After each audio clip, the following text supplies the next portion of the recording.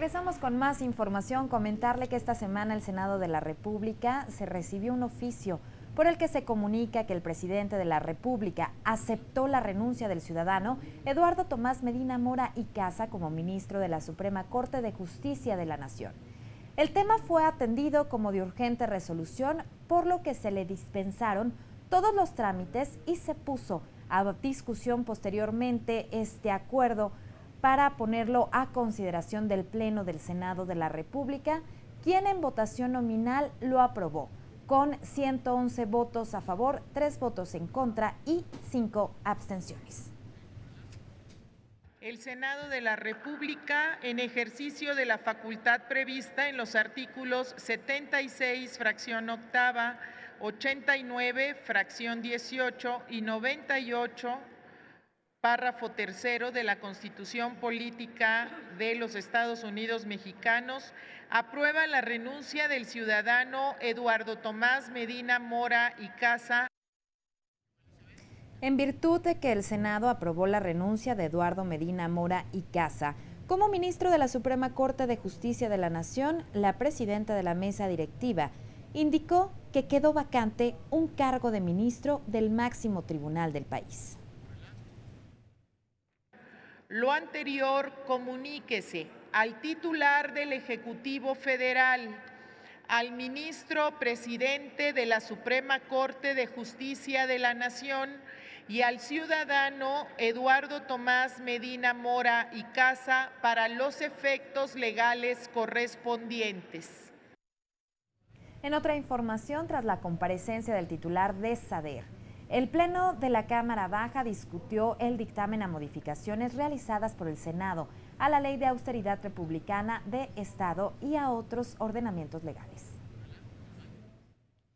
El dictamen propone una definición amplia y clara y necesaria de lo que debe entenderse por austeridad republicana, afinar y precisar que el plazo durante el cual los exservidores públicos de mando superior no podrán emplearse en empresas privadas, mismo que será de 10 años. Asimismo, se presentó una adenda al dictamen a nombre de las comisiones dictaminadoras, el cual fue leído por la secretaria de la mesa directiva. Artículo 13. Queda prohibida toda duplicidad de funciones en las unidades que conforman la Administración Pública Federal de acuerdo con lo establecido en su ley orgánica. No serán consideradas duplicadas las funciones complementarias y transversales realizadas por las unidades de igualdad de género. El dictamen quedó aprobado en lo general y en lo particular por 321 votos a favor, 124 votos en contra y una abstención. En cuanto a la discusión en lo particular, fue aprobada una reserva al artículo 13 de la Ley de Austeridad Republicana del Estado, presentada por el diputado Pablo Gómez Álvarez, la cual posteriormente fue aprobada y finalmente el proyecto de decreto quedó avalado en lo general y en lo particular y se envió al Ejecutivo Federal para su promulgación. En otra información, la Cámara de Diputados discutió un dictamen que busca reformar la Constitución en sus artículos 116 y 127 con el propósito de establecer un límite a las remuneraciones de los servidores públicos, por lo que nadie podrá ganar más que el presidente de la República. El artículo 127 es claro al mencionar que las remuneraciones de los servidores públicos en general deben ser adecuadas, irrenunciables y proporcionales a las responsabilidades de estos, por lo que no deben rebasar el límite de la remuneración establecida para el presidente de la República. La diputada Miroslava Carrillo, al fundamentar el dictamen, explicó los alcances de la propuesta que establece el diseño de tabuladores para toda la administración pública, incluyendo a los organismos autónomos. Se presenta ahora el tema bajo los principios de austeridad y racionalidad en el gasto y su maximización de estos principios a todos los servidores públicos del Estado, tanto a los poderes tradicionales como a los que tienen alcance de autonomía en el texto constitucional. Agotada la discusión en el Pleno, se aprobó en lo general con 318 votos a favor, 12 votos en contra y 99 abstenciones. En la presentación de reservas, los diputados respaldaron una propuesta de modificación al segundo artículo transitorio. El propósito, permitir que se conozca la sentencia de la Suprema Corte sobre los sueldos de alto nivel que aún discuten los ministros. Y con ello, ahora sí, permitir la entrada en vigor de la reforma. Se turnó al Senado de la República, por supuesto, para su análisis respectivo. Y bueno, en el Senado de la República, las Comisiones Unidas de Puntos Constitucionales, Hacienda y Crédito Público y la de Estudios Legislativos Segunda debatieron una minuta que reforma el artículo 28 de la Constitución Política de los Estados Unidos Mexicanos en materia de condonación de impuestos. Para estas comisiones dictaminadoras es necesario mantener el principio rector de justicia tributaria. Por ello consideramos procedente la reforma al artículo 28 en materia de condonación de impuestos a fin de mantener finanzas sanas y prohibir la práctica de otorgar condonación a contribuyentes o deudores fiscales.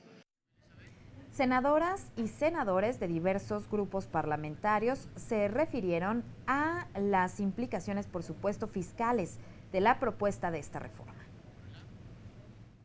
Y no se tiene que repetir impuestos en la Constitución enseguida de dos enunciados. Advierto una intención más propagandística que de tratar de modificar la realidad, porque después ve uno todos los transitorios y excepciones que considera y las dejan intactas. El dictamen como está no va a eliminar las condonaciones. El dictamen como está, lo único que va a hacer es dejar en el Código Fiscal la posibilidad de que de manera discrecional el Ejecutivo, discrecional como hasta ahora, el Ejecutivo pueda utilizar esta medida como se le dé la gana. Y eso es justo lo que queremos evitar. El dictamen fue aprobado por la mayoría de las 3 comisiones dictaminadoras, pero también avalaron crear un grupo técnico para integrar las propuestas de modificación a la minuta para lograr los consensos. En otra información, la Comisión de Gobernación del Senado de la República avaló un dictamen que desecha las solicitudes y peticiones en materia de desaparición de poderes en los estados de Guanajuato, Veracruz y Tamaulipas, al considerar que no se cumplen los supuestos que marca la ley reglamentaria del artículo 76 de la Constitución Política de los Estados Unidos Mexicanos. Y me parece que el análisis que se tiene que hacer al final del día, antes de entrar, digamos, a un análisis más profundo, es si se cumplen 2 cosas para poder avanzar. Es como un análisis de procedencia. El primero es si están inmiscuidos los 3 poderes del Estado en la supuesta, digamos, en la afirmación que tenga cada parte actora, porque la figura solo aplica para cuando los 3 poderes están desaparecidos.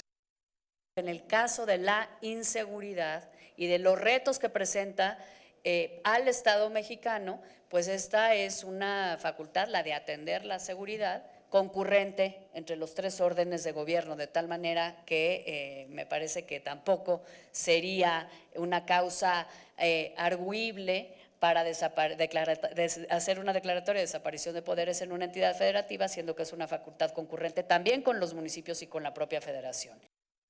Considero que hemos actuado con prudencia, con responsabilidad y sin precipitación alguna.